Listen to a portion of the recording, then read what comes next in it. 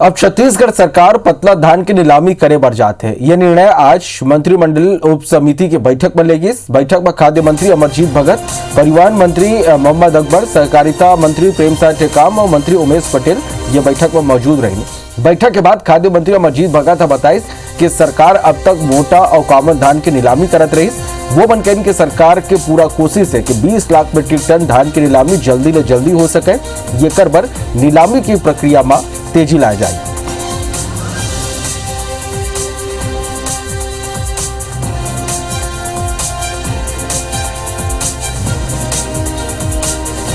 तो छत्तीसगढ़ सरकार पतला धान के नीलामी करे बर जात है। यह निर्णय आज मंत्रिमंडलीय उप समिति के जो बैठक हुई वो में ले गए हैं।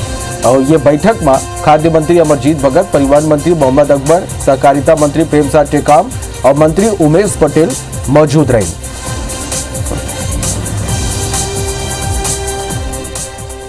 मोटा एवं कॉमन धान का अनुमोदन हुआ था।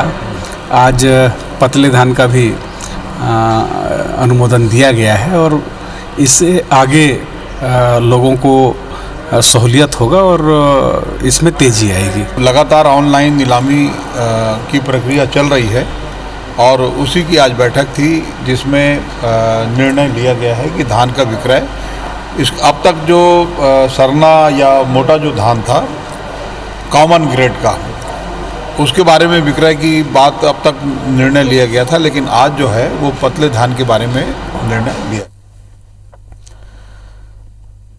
ये खबर में ज्यादा जानकारी के संग हमारे सहयोगी सौरभ सिंह परिहार अमर करार रायपुर से सीधा लाइव जुड़ाते हैं। सौरभ, एक बड़े खबर है कि पतला धान के नीलामी घलो अब छत्तीसगढ़ सरकार करी। मंत्रिमंडलीय समिति के बैठक आज हुई जेमा यह निर्णय लेके कौन तरह ले पूरा प्रक्रिया हुई?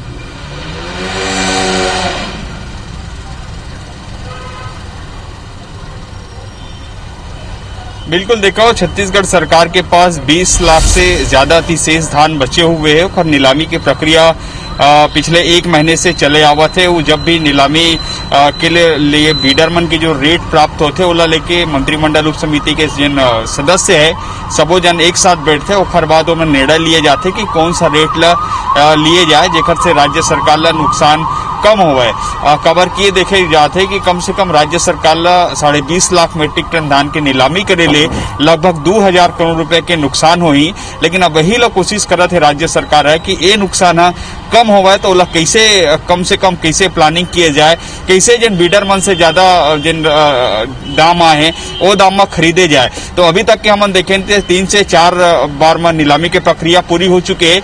लगभग 4 लाख मीट्रिक टन धान की प्रक्रिया नीलामी भी किए जा चुके हैं। लेकिन रेट ला देखी तो रेट ज्यादा नहीं आवा थे। रेट का अगर औसतन देखी तो 1400 रुपया रेट प्राप्त हुआ थे राज्य सरकार ला और लगभग प्रति क्विंटल 635 रुपए के नुकसान हुआ थे राज्य सरकार ला।